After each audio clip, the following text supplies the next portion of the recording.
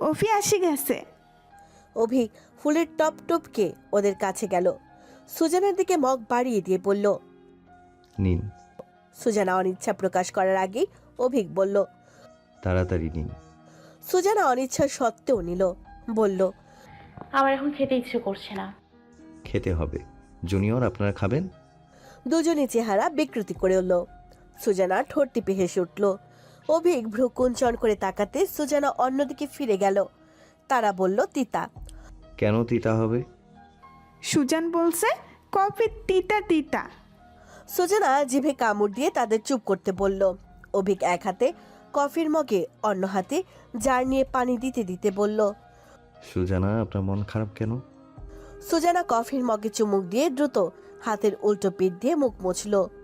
অভিকের দিকে শটান দৃষ্টি রেখেই বলল, আমার মন খারাপ কে বলেছে আপনাকে? Six sense. সুজানা মাথা নামিয়ে নিল। নিঃশব্দে একটি ভারী দীর্ঘশ্বাস পড়ল তার। সে চায় না কেউ তাকে পড়তে পারুক, তার মন খারাপের কারণ জানতে পারুক। খোলা খাতার মতো মানুষগুলোর পদে পদে বিপদ। তাদের পড়তে পারা মানুষগুলোর কাছে তাদের সবসময় দুর্বল হয়ে থাকতে হয়। সুজানা দুর্বল হতে চায় না। সুজানা, আপনাকে একটা প্রশ্ন করি। প্রশ্ন? হুম। যদি না পারি? শাস্তি নেই। তাহলে করুন। অভিক জারটা নিয়ে হেঁটে অন্য পাশের গাছগুলোতে পানি দিতে দিতে বলল, এমন একটা জিনিস কিংবা কোনো বিষয়বস্তু আছে যেটা শুধুই আমার আছে। আচ্ছা, তারপর? ওইটা আমি শুধু আপনাকেই দিতে পারি। ওটা কি? প্রশ্নের উত্তর এখন দিতে হবে? পরে দিলেও পারেন। আমার মনে হয় না আপনি পারবেন। পারবো, একটু হিসাব করতে হবে। গুড সুজানা। আচ্ছা, আমি আমার বন্ধুদের জিজ্ঞেস করতে পারি? একদম না। কিন্তু কেন? অভিক জারটা রেখে সুজানার হাত থেকে খালি হওয়া কফির মগটা নিয়ে নিল। বলল, সব প্রশ্নের উত্তর হয় না সুজানা। এনিওয়ে, আপনাকে আজকে একা ছেড়ে দিলাম। রিক্সা করে চলে যেতে পারবেন, কিন্তু কাল তাড়াতাড়ি আসবেন। আসবেন তো? সুজানা চুপ করে রইল। মৌনতা তার সম্মতির লক্ষণ ভেবে অভিক চলে গেল।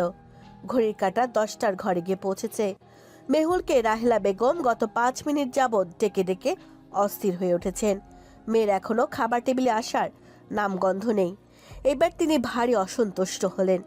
মনিরুল সাহেবকে বললেন, তুমি কি একবারও ডাকবে না ওকে? টেবিল গুছিয়ে আসতে তো সময় লাগে রাহেলা। আসুক, তুমি খাওয়া শুরু করো। রাহেলা বেগম দুটো প্লেটে ভাত বেড়ে দিতে দিতে বিরক্তিকর গলায় বললেন, তোমার মেয়ের কপাল অনেক খারাপ জানো। শ্বশুরবাড়িতে লাঠি পেটা খাবে। আমি মা, তাই তার এসব সহ্য করি। আহা, এইসব বলো না তো। মেহুল কিছু পরই এলো, চুপচাপ খেতে বসলো। মনিরুল সাহেব মেয়েকে বললেন, মা ডাকার সাথে চলে আসতে হয়। সরি বাবা, খাওয়ার পর আমি আর কাজ করতে পারি না, তাই বইপত্রগুলো গুছিয়ে আসছিলাম। সরি মা। তোর সরি রাখ। শ্বশুরবাড়িতে গেলে খাওয়ার পরপরই বিছানায় শুয়ে যেতে পারবি? খাওয়ার পরে বাসন কোসন গোছগাছ করতে হয়, ধুতে হয়, তারপর সব সামনে ঘুমাতে যেতে হয়। আমি কিছু শেখাইনি বলে কথা শোনাবে তখন। মেহুল ভাতের লোকমা মেখে মুখে দেওয়ার আগে থেমে গেল। মা, সবসময় এসব কি কথা বলো? তখন আমি সেরকম হয়ে যাব, অভ্যেস হয়ে যাবে। আচ্ছা, এখন সেসব কথা থাক। মেহুল, একটা কথা জানার ছিল তোমার কাছ থেকে। জি বাবা। অভিক ফারদিন লেকচারার তোমার ডিপার্টমেন্টে। হুম। তোমাকে তোমাদের স্যারের মা পছন্দ করেছিল, কিন্তু তুমি এখন ওনার অপছন্দের।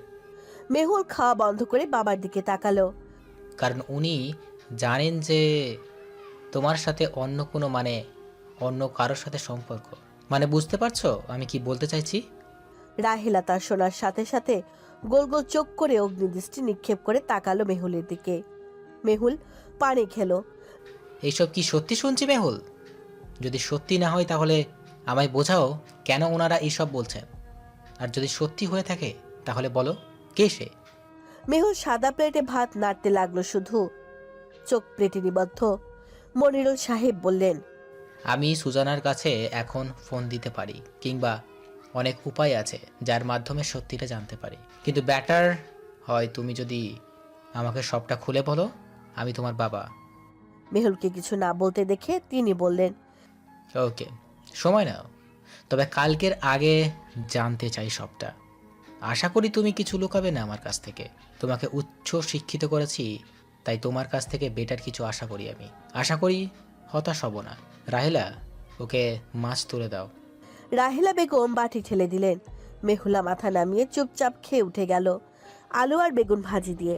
রাহেলা বেগম রাগে গজগজ করতে করতে বললেন, তোমার লাই পেয়ে পেয়ে নষ্ট হয়েছে ও। ওর সমবয়সী মেয়ে সুজানা নেই? বাপ মারা মেয়েটার চালচলন দেখেছ? কি বলতে চাইছো রাহেলা? এখন শব্দ আমার? হ্যাঁ তোমার। সময় থাকতে কি করবে করো, ছেলেটাকে খোঁজ নাও। গলার আওয়াজ ছোট করো, দেওয়ালেরও কান আছে, ভুলে যেও না। মেয়ে বড় হয়েছে, ওর পছন্দ অপছন্দ থাকতেই পারে। আমার মেয়ের উপর আমার পূর্ণ বিশ্বাস আছে। ও এমন কিছু করবে না যাতে আমার মান সম্মানের নষ্ট হয়। ট্রেনের বগি দখল করে বসলো বন্ধু মহল। ঘুম ঘুম আবেশের কারণে আলসেমি কেটে ওঠেনি এখনো। চোখ মুখ ফোলা আর হাই তুলতে তুলতে সিটে হেলান দিয়ে বসলো সবাই। ঝকঝক শব্দ করে শাটল ছেড়ে দিতে পিনপতন নীরবতা কেটে আহির বলে উঠল, কাল 21শে ফেব্রুয়ারি না? প্ল্যান কি? হ্যাঁ, আপাতত কিছু জানি না। আর কি শাড়ি পরবো আর ফুল দিতে যাব, ব্যাস। মজা হবে রে, তাই না? মেহুলকে চিন্তিত দেখে সুজানা কুনের গুঁতো মারল। কি রে, চুপ কেন? মাথা দোলালো সে। নিখিল বলল, এই শোন, বড়দার বিয়ে ঠিক হয়েছে, বুঝেছিস? তোদের দাওয়াত পড়েছে। সবাই একসাথে হই হুল্লোড় করে উঠল। আহির বলল, কি বলছিস দোষ? কতদিন বিয়ে খায় না, তাইলে তো ভালোই জমবে। রাতে পড়ছিস নাকি? তাহলে তো বিরাট সমস্যা। রাগ তোর সমস্যা। বেডা মানুষে এত কিসের ভয়? মায়ের আঁচলের তলে বইয়া থাক। চুপ থাক তুই। মায়ের কদর কি বুঝবি? তুই তো দাদির আঁচলে তলে থাকিস। শান্তা খেপে উঠল, আঙ্গুল তুলে শাসিয়ে বলল। আহিরের বাচ্চা। আহির শার্টের কলার পেছনে ঠেলে দিয়ে বলল, মা তুলে কথা বলবি না। আমার দাদি তুলে কথা বলবি না। তুই আগে বলছস। সকাল সকাল মুখ খারাপ করবি না আহিরের বাচ্চা। তুই একটা আস্ত অশান্তির বাচ্চা। রাগে গজগজ করতে করতে মুখ অন্যদিকে ফিরিয়ে বসলো শান্তা। আরে থাম, সামান্য ব্যাপার নিয়ে তোদের ঝগড়া করতে হয় না। শোন, বিয়ে রাতেই পড়ছে, আর তোরা মেহেন্দিতে যাবি না? 2 দিন সময় নিয়ে যাবি। আর সমস্যা কোথায়? মেহু, সুজু, তোদেরকে খুব সমস্যা হবে? শান্ত, তোর সমস্যা হবে? নো, মুঝে কোই পরেশানি নেই। আমাকে বুঝিয়ে বলতে হবে। মেহু আর শান্ত গেলে সমস্যা নেই। আমার সমস্যা নেই। তাইলে তো সমস্যা নাই মামা, কিন্তু কবি সাহেব তো কিছু বললো না। ওই ভ্যাবলাকান্ত। সবাই তাদের বিপরীত পাশে নিহাত নামের মেয়েটার পাশের সিটে জাইন নামক ছেলেটার দিকে তাকালো। চিকন ফ্রেমের চশমা ঠেলে বোকাশোকা চোখে তাকালো ছেলেটা। নো প্রবলেম, আম্মুকে ম্যানেজ করে নেব। দুরাতেরই তো ব্যাপার। তাইলে তো কোনো সমস্যাই রইল না গাইস। কিন্তু নিহাতকে দাওয়াত দিবি না? ওকে ছাড়া গেলে আম্মু আর কাকি আমাকে কি বলবে? নিহাত কানে ইয়ারফোন গুঁজে জানালার বাইরে মগ্ন থাকায় কথাটা শুনতে পেল না। সবাই নিখিলের পানে তাকালো। নিখিল কান মল্ল হাতে। সুজানা বলল, আমার মনে হয় না ও যাবে, তাও তোর ভাইয়ের বিয়েতে। আরে বেটা, তোরে দিছে মানে নিহারেও তো দিছে। জাইন হাসলো। নিহাতের কান থেকে ইয়ারফোন খুলে নিয়ে বলল, নিহু, গুড নিউজ। হোয়াট? বিয়ের দাওয়াত পড়েছে তোর বিয়ে? নিখিলের। মানে? নিখিলের দিকে চোখ ফেলতেই নিখিল জানালার বাইরে মুখ করলো। গলা পরিষ্কার করে থুতু ফেললো। মানে নিখিলের ভাইয়ের দাওয়াত দিয়েছে, যাবি না? কাকি আর কাকাইকে ম্যানেজ করা আমার দায়িত্ব। আমরা সবাই যাচ্ছি নিহাত, তুমি যেতে পারো আমাদের সাথে। একসাথে বেড়ানোর মজাটাই আলাদা। যাবে? কিন্তু আমাকে তো কেউ দাওয়াত দেয়নি। সবার দৃষ্টি সাথে সাথেই নিখিলের দিকে ঘুরে গেল। নিখিল সবাইকে উদ্দেশ্য করে বলল, কি দেখছিস? ঘটা করে কাউকে দাওয়াত করে দিলাম কখন আবার? তোদের সবাইকে বলেছি গেলে যাবি, না গেলে বিয়ে আটকে থাকবে না তো। আচ্ছা আচ্ছা, আমরা সবাই যাব। নে সবাই নাস্তা খা, আম্মা খেজুরি পিঠা বানিয়েছে। সবাইকে পিঠা বিলি করে দিল সুজানা। খেতে খেতে মায়ের হাতে পিঠার প্রশংসায় ভাসল বন্ধুমহল। বৈদ্যুতিক পাখার ভন ভন শব্দ আর ছাত্রছাত্রীর কোলাহলে মাতানো লাইব্রেরির ছোট্ট এক কোণায় বই খাটাখাটি করছে সুজানা। প্রকাণ্ড লাইব্রেরিটির ছবির অন্যতম নিদর্শন, যার গ্রন্থাগারের সংগ্রহ সংখ্যা 4 লক্ষেরও অধিক। প্রকাণ্ড লাইব্রেরিতে চারপাশে অসংখ্য জ্ঞান ও আহরণকারীদের পদচারণায় মুখরিত কল্লোলিত গ্রন্থাগারটি সুজানা সময় পেলেই ছুটে আসে বই সংগ্রহের উদ্দেশ্যে। মেহুল আর শান্তাও এসেছিল সাথে করে, কিন্তু হুট করে দুজনই উধাও। সুজানা উপন্যাসের বই ঘাঁটতে ঘাঁটতে ইতোমধ্যে অনেকগুলো ঘাটাঘাটি করে ফেলেছে। রাত ভরে বৃষ্টি আর নবনী বই দুটো দেখে অন্যগুলো রেখে দিল সে। বই দুটো টানার সময় মনে হলো অপর পাশ থেকে কেউ বই ধরে রেখেছে। সুজানা বইটা ছেড়ে দিতে ধপাধপ 3-4টে বই একসাথে পড়ে গেল। মনে মনে ভারী বিরক্ত হয়ে ওপাশের মানুষটাকে দেখার চেষ্টা করলো সে। বইগুলো তুলে বলল, বই ধরেছেন যখন তখন আবার ছেড়ে দিলেন কেন? আজীব। মেহু নাকি? এক শান্তা। কোনো আওয়াজ এলো না, তবে পাশ থেকে কয়েকটা বই ধীরে ধীরে সরে গেল। হ্যাঁ, তার পছন্দের বইগুলো নিয়ে নিল। বইগুলো সরলো আর ওপাশে ফর্মাল ড্রেস আপে অভিককে দেখে চমকে শটানো হয়ে দাঁড়ালো সুজানা। অভিক তাকে চমকাতে দেখে চমৎকার করে হাসলো, ভ্রু উঁচিয়ে বলল, বাচ্চাদের এসব উপন্যাস পড়া বারণ। সুজানার চোখগুলো স্বাভাবিকের চাইতো বড় হওয়ার হাসি ডিমের মতো দেখালো। অভিক কপালের একপাশে কলমে দিয়ে চুলকে বলল, সুজানা, আপনাকে একটা প্রশ্ন দিয়েছিলাম না, উত্তর খুঁজে পেয়েছেন? সুজানা মনে পড়ল প্রশ্নটি। নীরবতা কাটিয়ে উঠে চোখ ফ্লোরে রাখা অবস্থায় বলল, আপনার কাছে আছে অমন জিনিস, আপনি আমাকে দেবেন কেন? Good question. র্যাকটা খালি হওয়ায় দুজনেই একেবারে মুখোমুখি। সুজানা অন্য র্যাকের দিকে এগিয়ে বলল, আমি অন্য বই নিতে এসেছিলাম। হুম, আপনি এসবই নিতে এসেছেন, নিয়ে যান। আপনার বড় হওয়া দরকার। না, পড়বো না আর। আমাকে পড়তে হবে। না। আমার প্রশ্নের উত্তর এখানে। কোথায়? অভিক নাকের নিচে আঙ্গুল টেনে চোখ নিভিয়ে হাসলো, বলল, এই বইগুলোতে। সুজানা বই দুটো নিয়ে সে চোখ নত অবস্থায় জানতে চায়, যদি উত্তরটা ঠিকঠাক পারি আপনি আমাকে কি দেবেন? ওই যে বললাম, পুরো বাগান দিয়ে দেব, পুরোটা আপনার। সুজানা কিছু বলবে তার আগে মার্কেটিং বিভাগের অন্য একজন প্রভাষক এসে পড়লেন। অভিক সাহেব, আপনাকে খুঁজছিলাম। মেহুল আর শান্তাও এসে পড়তে সুজানা বড় করে শ্বাস ফেলে সরে পড়ল জুতো। বাবারে বাবা, স্যারটা কোথা থেকে যেন উড়ে চলে আসে। মেহুল আর শান্তার সাথে বকবক করতে করতে স্যারের সাথে দেখা হওয়ার ব্যাপারটা বর্ণনা করতে ব্যস্ত সুজানা। ওই রেখে রাখা কয়েকটা বইয়ের ফাঁক গলে কারো তুখর দৃষ্টি তখনও তার উপর নিবদ্ধ। হাটহাজারীর ফতেহপুরের জোবরা গ্রামে পাহাড় ঘেরা 2100 একর সমতল উঁচু নিচু পাহাড়ি ভূমিতে প্রতিষ্ঠিত বিশ্ববিদ্যালয়ের হল সংলগ্ন ঝুপড়িগুলোতে আড্ডায় ব্যস্ত বন্ধুমহলের হঠাৎ ধ্যান ভাঙল শাড়ি পরিহিত প্রসাধনীতে ঢাকা পুরুষালী চেহারার কয়েকজনকে দেখে। নানান ভঙ্গিতে হেঁটে হেঁটে দ্রুত পায়ে এগিয়ে আসছে তারা। নিখিল, আহির আর জাইনের হাতে সিঙ্গারা ছোট ছোট করে ভেঙে মুখে পুড়তে পুড়তে তিনজনই কপাল ভাঁজ করে তাকালো। নিখিলের ঠোঁটে দুষ্ট হাসি, নিশ্চয়ই অনেক ডেঞ্জারাস কিছু ঘটতে চলেছে। দোকানদারের কাছে ছুটে গেল শাড়ি পরিহিত মহিলাগুলো। এক তালির উপর আরেক তালি দিতে দিতে আদেশি সুরে বলতে লাগলো, এই টাকা দে, টাকা দে। জাইন সিঙ্গারা খেতে খেতে নিখিল আর আহিরের পেছনে গিয়ে লুকালো। আহির তার হাত ধরে বলল, এই তো টাকার মালিক এদিকে। না না, কি করছিস ব্রো? ওরা বেইজ্জত করে ছাড়বে, আমার ভয় করে। নিখিল আর আহির একসাথে হেসে উঠল। মহিলাগুলিও মাথার লম্বা বেনি এপাশ থেকে ওপাশ ফিরিয়ে আবারও তালি দিতে দিতে বলল, টাকা দে, টাকা দে। জাইন এবার শুকনো ঢোক গিল। নিখিলও একই ভঙ্গিতে হাততালি দিতে দিতে বলল, এই টাকা দে, টাকা দে। আশেপাশের মানুষজন হেসে উঠল। আহির বলল, টাকার মানুষ, এই তো। জাইন পালাতেই যাচ্ছিল। নিখিল তাকে ধরে ফেলল, বলল, বড় লোকের বেটা, ধরো ধরো, বড় বড় টাকা আছে। শালা কি করছিস? দিন দুপুরে ইজ্জত নিয়ে টানাটানি করার কোনো মানে হয়? মহিলাগুলো জাইনের দিকে তাকালো। তেরে আসতে জাইন উল্টো দিকে দৌড় দিল। মহিলাগুলো জাইনের পেছন পেছন ছুটে গেল।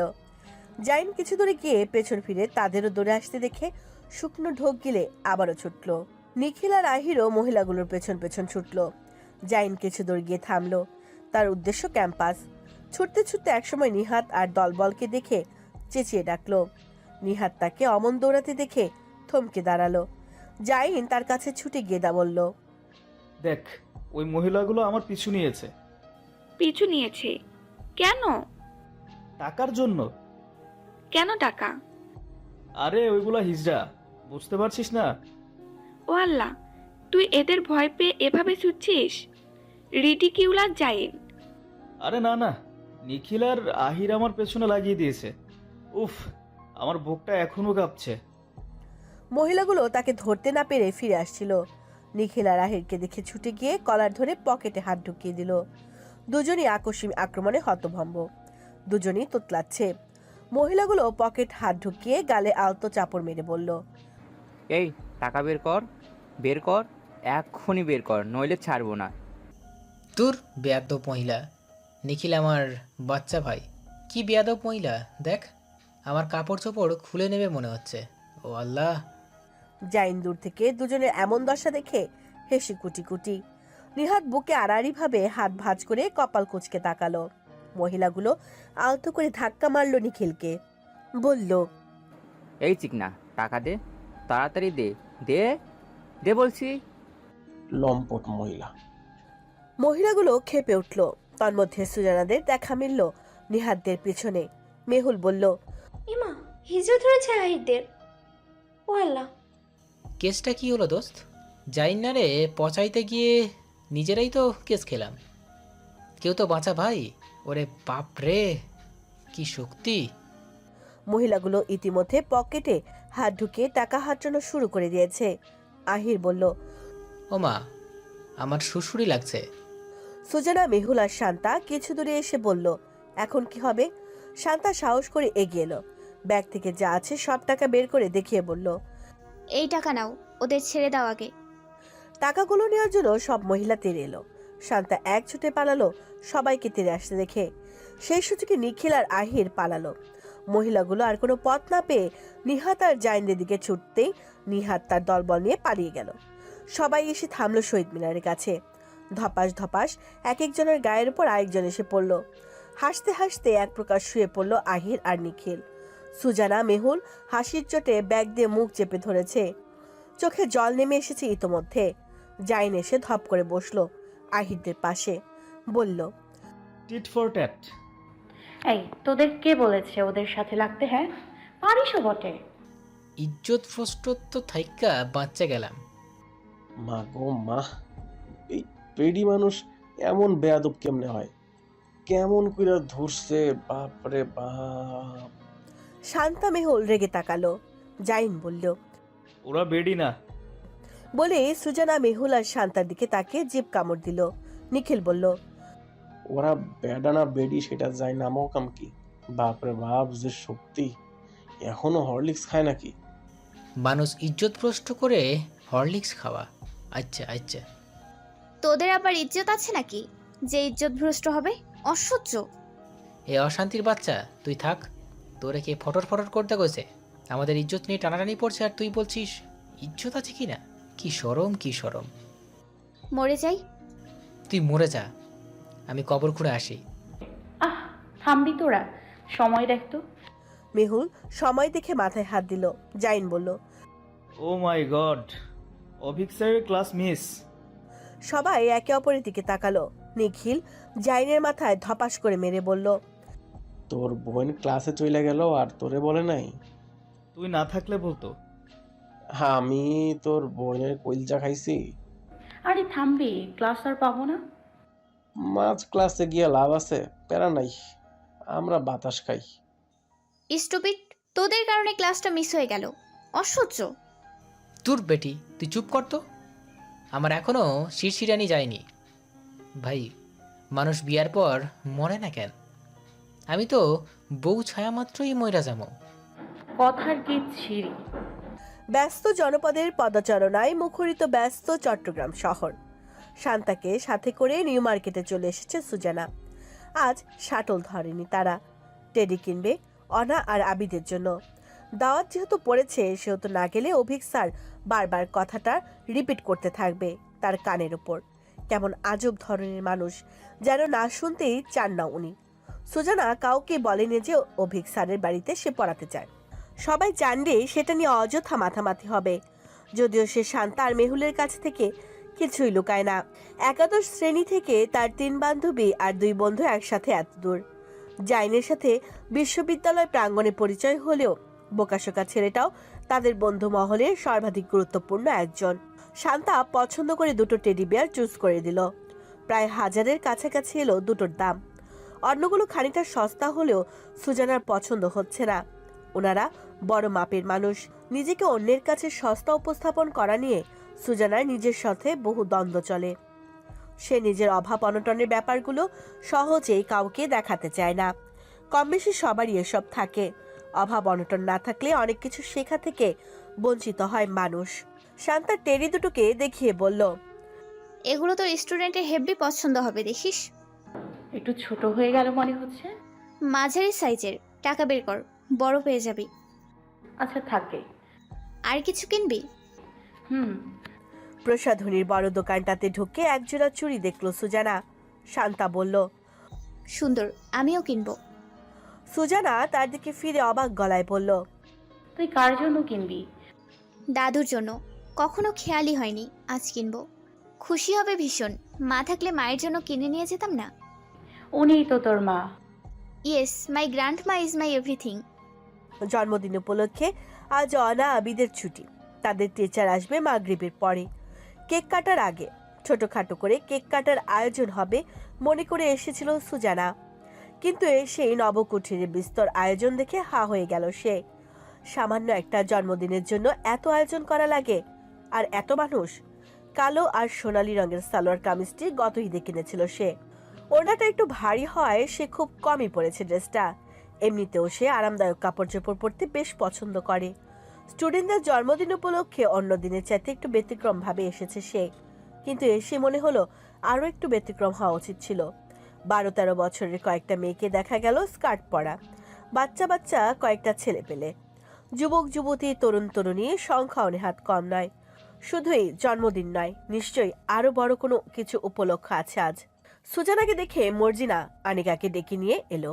আনিকা তাকে দেখে হেসে বলল, সুজানা এসেছেন? বাহ, আজকে টিচারকে মিষ্টি লাগছে ভীষণ। এ মা, এসব কি এনেছেন? ওরা কোথায়? সামান্য কিছু এনেছি। এসবের কোনো প্রয়োজন ছিল না সুজানা, আপনি এখনো স্টুডেন্ট। হ্যাঁ, তো দাওয়াতের কি প্রয়োজন ছিল? বেতন থেকে 1000 গচ্ছা গেল। সুজানা খেয়াল করলো গায়ের পরনে খয়েরি রঙের জামদানিটা আনিকার গায়ে বেশ ভালো মানিয়েছে। যেমন মায়াবী চেহারা, তেমন ব্যবহারও সুন্দর। অনা বড় হলে একদম মায়ের মতো হবে। সুজানা আনিকার পেছনে যেতে যেতে বলল, ম্যাডাম, একটা কথা জানতে চাইবো। হ্যাঁ বলুন। আজকে কি জাস্ট বার্থডে নাকি অন্য কিছু আছে? কিভাবে বুঝলেন? না, এত মানুষ তো হওয়ার কথা নয়, তাই আর কি। আজকে আমাদের দাদি শাশুড়ি ইন্ডিয়া থেকে আসছেন। উনি ওনার মেয়ে মানে মানে আমার ফুপি শাশুড়ির কাছে গিয়েছেন 4 মাস হলো। অভি দেশে ফিরেছে শুনে আসছেন। আর কাকিরও একটা মানত ছিল, অভি দেশে ফেরার পর বড় করে একটা মেজবান দেবেন আমার দাদা শ্বশুরে। এতিমখানার লোকজন খাওয়াবে, এই আর কি। জন্মদিনও পড়লো একই দিনে।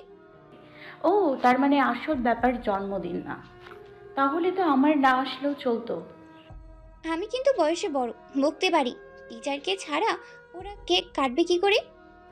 আপনার দাদি শাশুড়ি ফিরলে কি কেক কাটবে? মানে অনেক রাত হবে। আমাকে সাইফাই নামিয়ে দিল।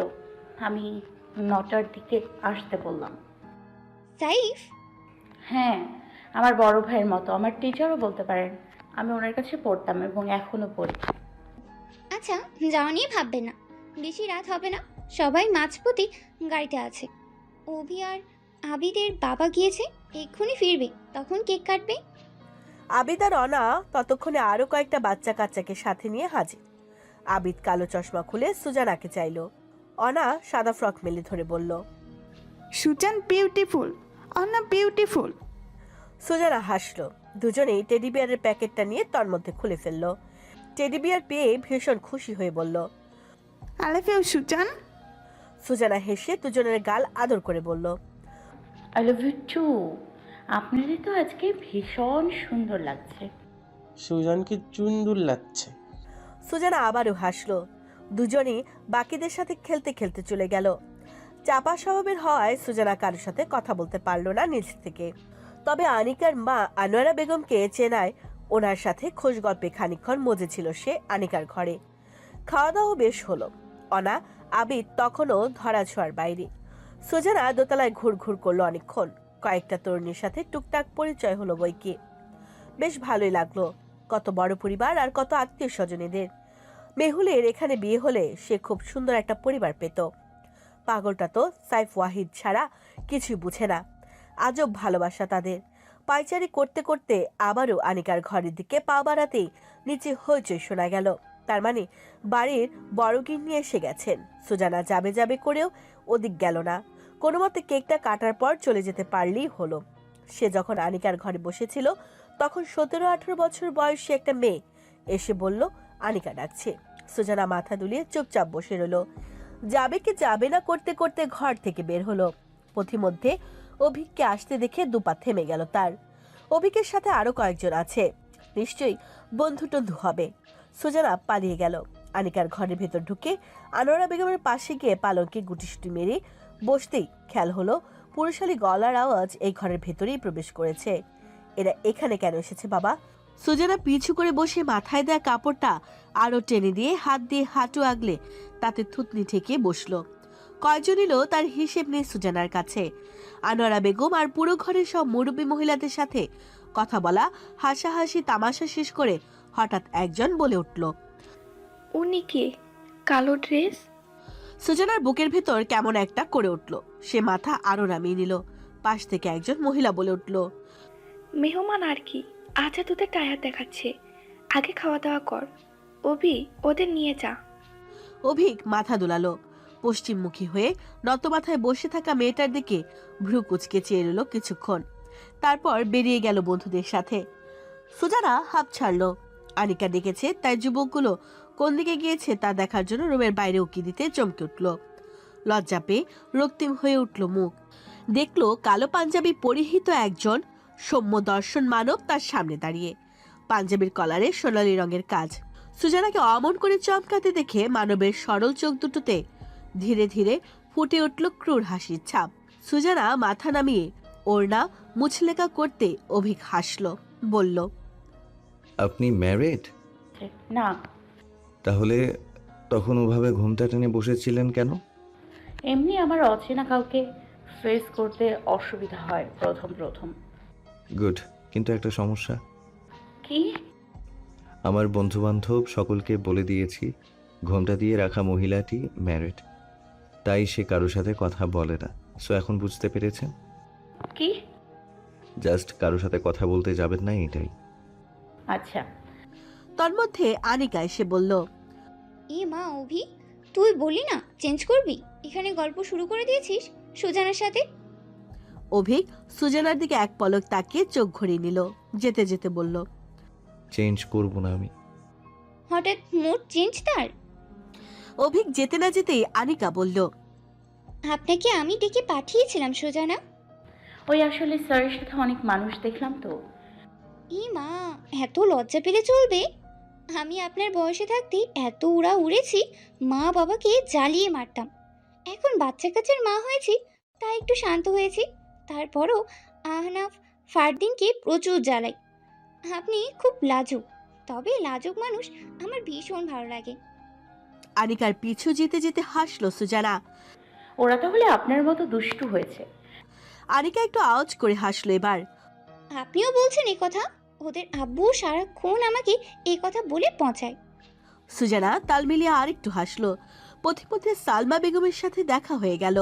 কফির মগ হাতে নিয়ে কোথাও যাচ্ছিলেন তিনি। সুজানাকে আগাগোড়া এক পলক দেখে নিলেন তিনি। সুজানা সালাম দিলে ছোট করে সালামের জবাব দিয়ে বলল, কি ব্যাপার মেয়ে, তুমি এসেছো কিন্তু সোজা উপরে গিয়ে বসে আছো? মুরব্বীদের সাথে দেখা করতে হয় সেটা জানো না? এসব আদব কায়দা বুঝেছ?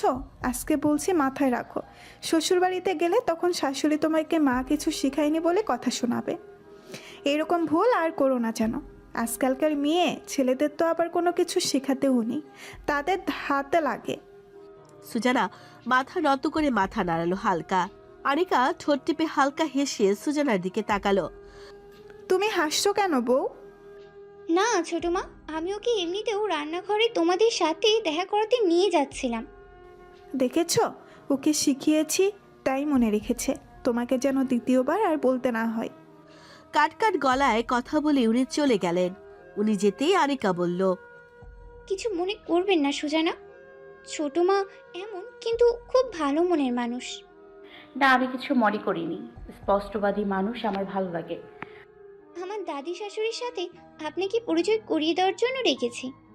আচ্ছা, অনা আর আবিদ কোথায়? ওদেরকে অভি নিয়ে গেছে সাজিয়ে পরিয়ে দেওয়ার জন্য। ও আচ্ছা। দুজনের কথা বলতে বলতে ড্রয়িং রুমে চলে এলো। বাড়ির বয়োজ্যেষ্ঠর পাশে অনেকে বসে আছেন। ওনার গায়ে সাদার হালকা আকাশি রঙা শাড়ি, গায়ের রং হলুদা ভাব, ভাঁজ পড়া চামড়াও কেমন লাবণ্যতা, চোখে পাওয়ারি চশমা, মাথার চুল লাল, ডান পাশের ভ্রুর শুরুতে কালো বড় তিল। বৃদ্ধা হয়েও কেমন দীপ্তি ওনার চেহারায়।